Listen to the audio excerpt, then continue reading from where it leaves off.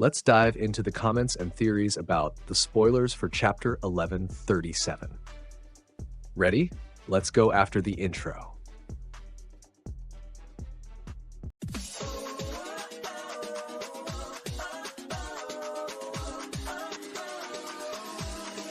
Hello everyone, welcome to the channel, and before we dive into the content of this video, don't forget to leave your like, subscribe to the channel, and activate the notification bell so you don't miss anything. Now, let's get to the video. Chapter 1137 promises to bring answers to very old questions, confirmed theories, and possibly destroyed ones as well. Well, I'll leave the title for the end of the video since it reveals the chapter's big plot twist, and possibly one of the biggest twists in a long time. Starting with a small confirmation, the hideout where Holden took Yamato is indeed Who's base. It's practically confirmed that he is behind the kidnappings in Wano. But I have a quick theory here. When Admiral Greenbull invaded Wano, he captured several people, but apparently one of them wasn't Who's Who. Why is that? I believe the two may have some kind of deal. As we know, Aramaki is unscrupulous, the kind of admiral who dishonors the uniform. Who's Who is a former world government agent, so both might have established a connection or even been partners in the past, with Aramaki allowing Who's Who to run shady businesses. It's similar to what happened in Nami's village with Rat, the corrupt Marine, and Arlong. Remember that Aramaki considers everyone outside the world government to be garbage. He might have created this connection, a parallel black market of kidnappings. What do you think? Could this be the case?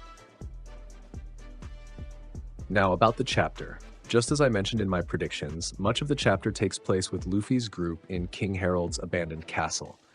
There, we see giant skeletons of those who died in the incident where Loki killed King Harold. It seems King Harold's death was quite violent, involving a fierce battle. Only Loki and Jarul survived. As we saw in the last chapter, Jarul survived only because his helmet saved his life. Without it, only Loki would have made it. What a brutal battle must have happened there.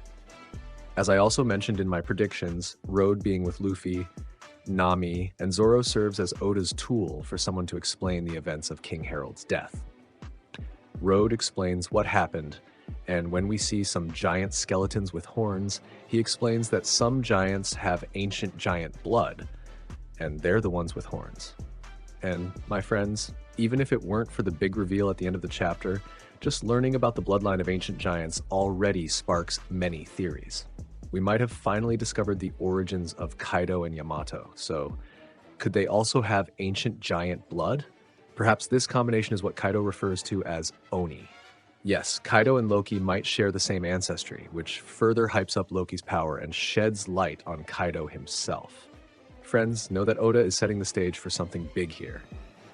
Additionally, we learn that King Harold also had horns, but he broke them because he hated violence. I believe we'll soon see another amazing character introduced. I can't wait for a flashback about King Harold. I think he'll be one of those incredibly spectacular characters Oda loves to draw. Harold will sit on the same shelf as Odin, for example. We also find out that Hajruden's mother was different from Loki's mother, so she couldn't become the queen of Elbaf. There will even be a flashback showing Hajruden and Road as children. Now, onto the most important part of the chapter. In the underworld, the Holy Knight Gunko, who was revealed in the last chapter, is still pressuring Loki to join the Holy Knights. Her power is also revealed. It's the arrow fruit. But what does an arrow have to do with bandages? That's typical Oda surprising us with unique devil fruits. However, this confirms that the power of the Holy Knights doesn't necessarily come from Imu, as theorized in the last chapter. Gunko has a paramecia-type fruit. Loki continues to refuse to join the Holy Knights and become a celestial dragon, but then we finally learn who the character resembling Shanks is. Chapter 907 was released in June 2018, almost 7 years ago. Since then, there's been a lot of suspicion around Shanks. How could he, a Yonko, appear at the reverie with the Gorosei and even speak with them about a certain pirate? Many thought Shanks was a traitor. However, since that time, a theory gained traction, mainly due to a detail. Shanks' scar wasn't visible. Many believed Oda had simply forgotten to draw it, but now, in January 2025, this theory gains legitimacy. Yes, Shanks has a twin brother. His name is Figurland Shamrock, confirmed as the son of Figurland Garling and the current leader of the Holy Knights. Here are some curiosities.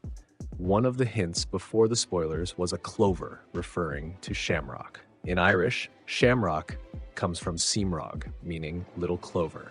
It's a symbol deeply associated with Ireland and Irish culture, often representing luck and the Holy Trinity in Irish Christianity.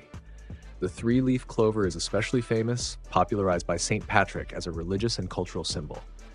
It makes perfect sense since Shamrock, as a holy knight, has a name tied to religiosity. Could the Holy Trinity represent Garling, Shanks, and Shamrock? We can almost confirm that Garling's line in chapter 1096, when he says, "Observe, children," at the start of the human hunt, was directed at his twin sons. Apparently, he managed to save Shamrock, but for some reason, Shanks ended up in a treasure chest found by Roger. This was revealed in the 4 billion volume released alongside the One Piece film, Red. Another theory gaining legitimacy is that Shanks and Shamrock are inspired by Skoll and Haiti, Fenrir's sons, where one chases the sun, Luffy, the sun god Nika, and the other chases the moon, Garling, likely representing the moon. Shanks's baby clothes foreshadowed this, as they show both the sun and the moon. And here's a funny fact. Shamrock and Shanks is also the name of a golf podcast. There will surely be many more theories about this. As for the additional spoilers, Shamrock and Gunko's mission is to integrate Elbaf into the world government due to its strength. According to Shamrock, Loki is the first non-celestial dragon to be invited this way. This confirms that the other Holy Knights indeed come from within the celestial dragons, with Loki being the only one receiving such a unique invitation. This also reinforces the idea that the pirate Shamrock discussed at the Reverie was indeed Loki. He must have informed them that recruiting their prince would be key to affiliating Elbaf with the world government. Well, that's it, folks. There's so much information. This is just the initial spoiler. We'll likely get more spoilers by Wednesday with the full summary, and the scans will drop on Thursday. The official chapter release is scheduled for next Sunday on Manga Plus. Also, remember, there will be no break after this chapter. Yes, chapter 1138 is coming next week. What did you think? Leave your comments. If you enjoyed the video, leave a like, subscribe to the channel, and activate the bell. See you next time.